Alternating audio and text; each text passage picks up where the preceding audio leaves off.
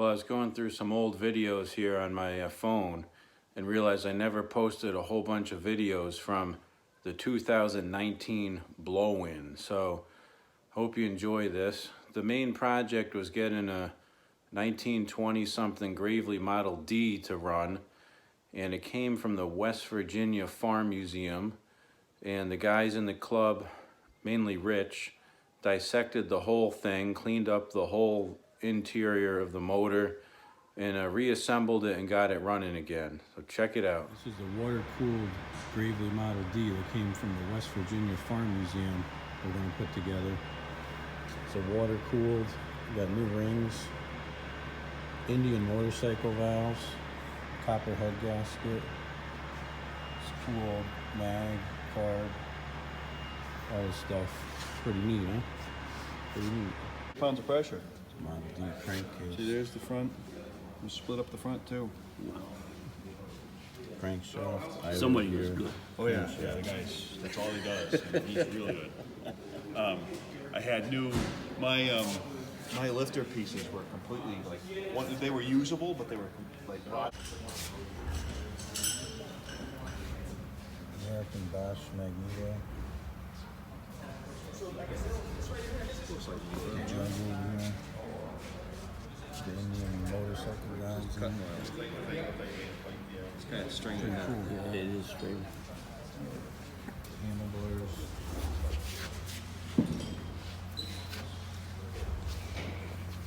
Check out this old spike.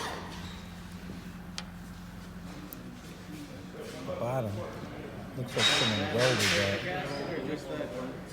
tip on there. The Pretty gasket shrunk. So There's a crankshaft from it. It has this dumb little bearing here.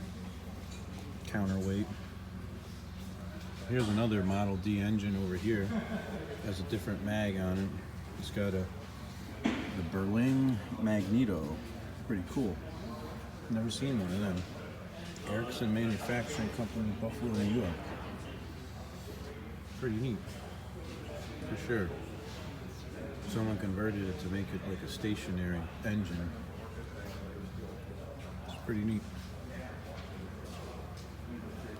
Don't listen. 1997, the Gravely Tractor Club started. 2000, I believe Jim Bracken became president. 2000. yeah, 2001 and 2002. 2 years you were president? Could have been. 2000, 2001. So he's kind of one of those guys that transitioned us from a very early, young, crazy club into having a president, a vice president, some of that structure. And that structure lasts us today. Where is Hank Dermer? Here is our current president, Hank Dermer, who keeps the rules in check. And so these are guys you'll never see, however, they write a lot. All right, so I was lucky enough to find something that Jim Bracken wrote called From the President's Corner. It's in this wonderful Gazette, September 2000. Well, let's see, whoa, no, that can't be. 2000, the president. He was 2000 to 2001. Oh, okay. I looked From him the up. President's Corner, a little bit about myself. For those of you who don't know anything about me, the first Gravely I ever saw was in the summer of 1942. Summer of 42, yeah. So, Do you want more history on that? I was 8 years old. How old do you think I was in summer of 42? You were 8. In the summer starting that year, I would work for my uncle in the gas station, car, truck, and tractor repair shop out in the country. Out in the country near Newark, Delaware. Now, if you know where Newark, Delaware is, it's all suburban these days. Called Little's Garage. My job in the garage was to take care of all the gas pumps, sell candy, cigarettes, and soda, clean parts, and help with small repairs. At 8 years old, he was working. My father was a farm manager for a large dairy farm called Fox Den Farms. They bought a Gravely tractor and sickle bar for service and tune-up. After the tune-up and repair, I was running it and thought that forward and reverse and high-low gear were pretty neat for a tractor in 42.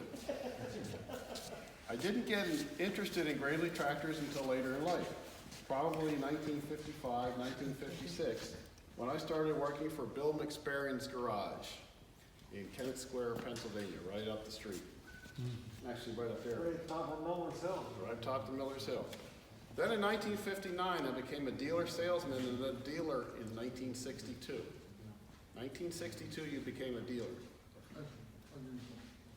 I continued my interest in grilling through the years to my present restored 1941 you restored and 1965. And this 1941 is around here somewhere. I should go find it. I'm also currently restoring a 1935 and a 1975. Now keep in mind this is in the year 2000. I'm sure he has it done by now.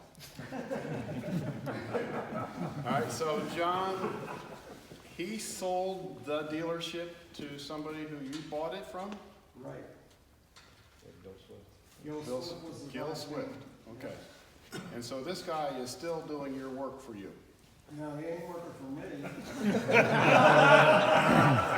So now, how long have you been a dealer, John? About 50 years. 50 and a half years. Damn. That's why you guys get to call him the old man. I am anxious to share my love for Gravely's with my fellow club members. I am looking forward to many idea exchanges with all of you. I am looking forward to all of us working together to make this club one that we can all be proud of. My wife and I vacationed in Wisconsin from September 8th through the 14th this year. We had the privilege of meeting with Gene Pellegrin, who started planning Mow in 2001. We visited 3 possible sites for the affair in Brilliant. On September 9th, we showed our tractors at a show in Pickett, Wisconsin. And on the 10th, we showed them in Wisconsin. Both shows stirred much interest in old graves and attachments. The friendly people of Wisconsin are looking forward to seeing us and our goodies in operation at Mow in 2001, which is up in Wisconsin. And how many people do you think made the trip? It was a long way. John made the trip. He got lost in Chicago, but he made the trip. I will have. I just got back last week. You've ridden with John, haven't you? That was before GPS. Put the sun to your left. I will have more information on Mow in 2001 in upcoming newsletters. Thanks for your confidence in me. Thank you, Jim, and thank you for your service. John, you wanted to, John Diemtoff? No. Hank wanted to, you wanted to talk about something? You still want to? Yeah, Go do for it. that. Go for it. I just wanted to say, I was a relatively new director, and Jim was a director at the time, and we were planning a 2013 mow-in. And Jim was working on the shirts. And then around that time there was a change, and the president at that time was Glenn Barnes. Glenn says, "Hey, Hank, do the shirts." Okay. Well, the tractor that you had come up with and the colors and everything were different from what we had with Glenn Barnes orchestrating it. So here I am, new guy, and you had done your thing and it was great. And I go to Glenn and say, we changed some colors here, so the numbers for what the shirts are going to cost is going to increase $125. And if you know Glenn Barnes, that was the wrong thing to say. Yeah. He got upset at me. Just do the shirts, okay? So we did the shirts, and everything worked out fine. There was a fellow, and I'll use his initials, John William Geel, stole some shirts out of the inventory and gave them to me. Hey, John, it's umpteen years later, who cares? And he gave me some shirts, and I went to visit Glenn Barnes and gave him the shirts. And then we had the mow-in, and then shortly after that, Glenn had passed. But I guess the point of the story is there's so many neat guys within this organization that, Jim here, okay, and then Glenn and Ron and myself. I mean, but the neat thing is all these guys get together on a Saturday to work on crazy old tractors and engines. And, you don't see that in today's world. So, thank you, Jim. We appreciate the contribution you made and the guys and all the guys here. How about a round of applause for Do with here. You want to say something? Yeah. Jim also was responsible for the mowing at Rough and Tumble. And he was responsible for a lot of work being done down in Greenwood, Delaware. So he's been involved. So we certainly appreciate that. And Jim, a couple days before we had the mowing at Greenwood, what was the situation up there? It rained. The what? Down at Greenwood. Yeah. Oh, yeah, At Sam Yoder's Sam place. Yoder's farm, yeah. Okay. What did we see down there the night or two before the mowing?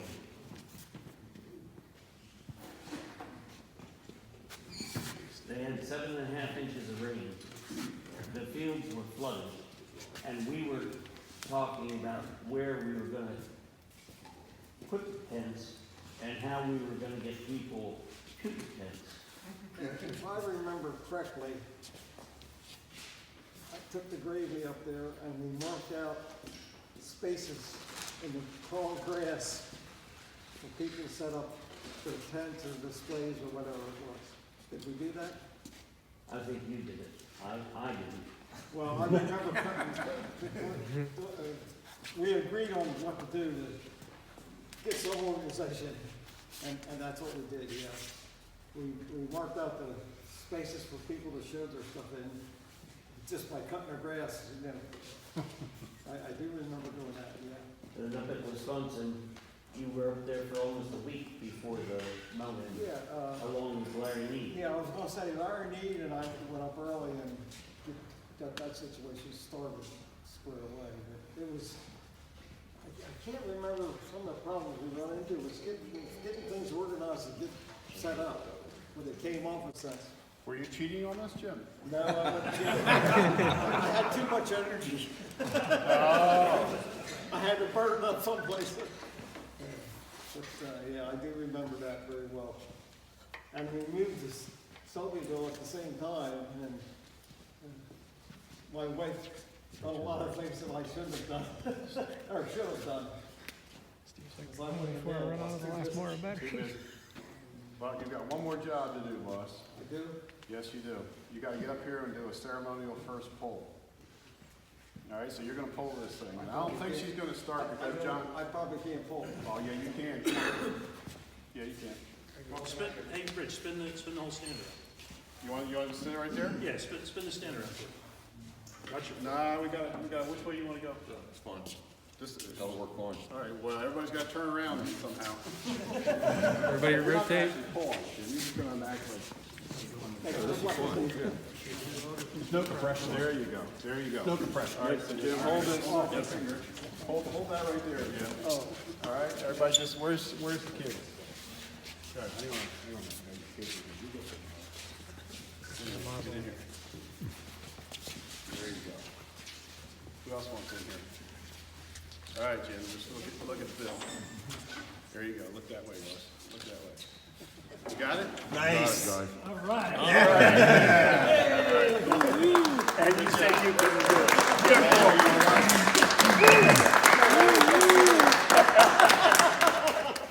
The valves are open. All right, so we have to make a decision here. I know everybody's getting hungry. Do you want to pull on this a minute and then eat? Do you want to push our luck, or do you want to just break rule and eat and say, let's do this after lunch? Pull it. Pull it. Pull it. Couple times. Pull it.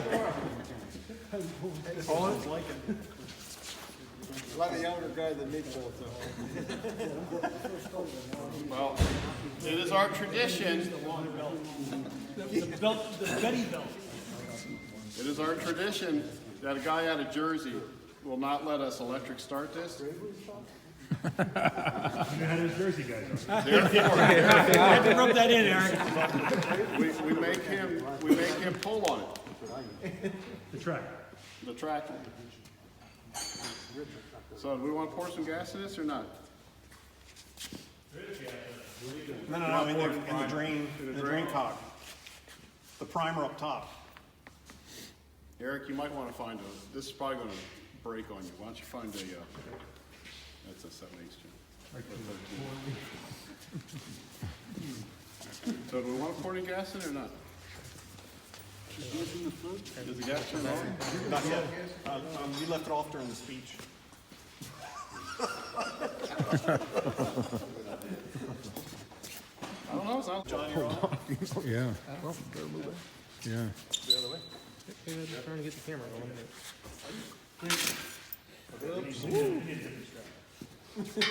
We need somebody doing it. Yeah, I'd rather put it in a box and send it.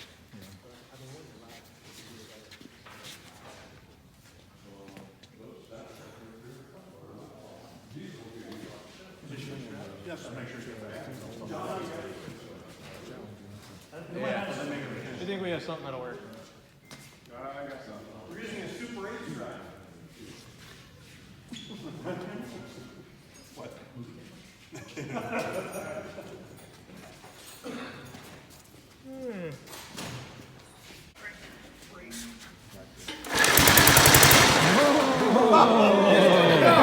Oh!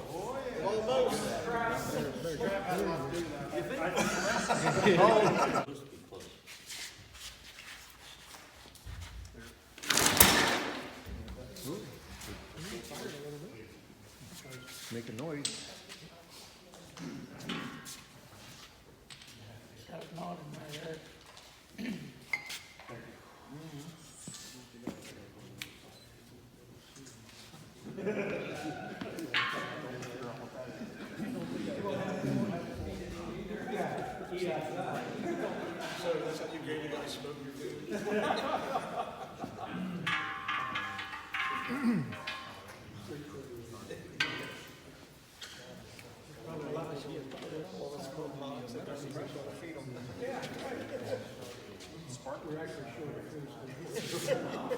Okay.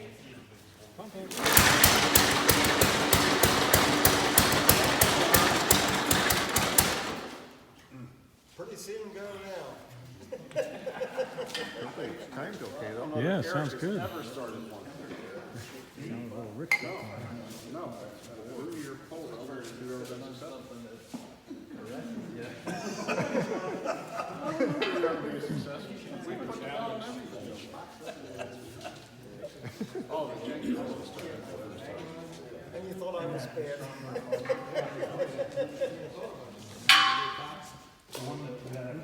Wait. Are you counting how many polls you got? No, I don't count pools anymore.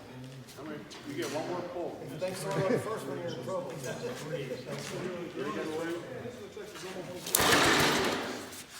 Obviously, we need a new puller. Who's next? Who's next? Who's next? Nobody? You get a poll?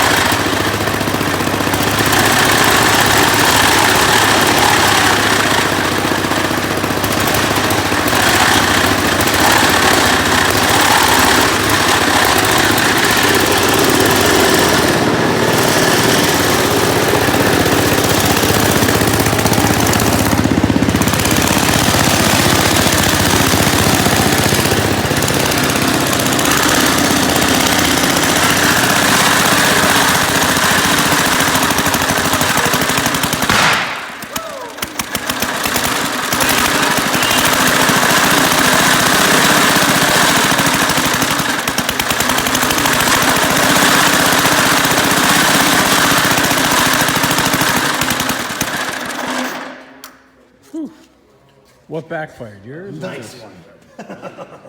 Yeah. That ran twice as long as it did last? Crazy card in here. Right there, the electric job. That's going on. Oh, is it? That's what we were talking about. Is that why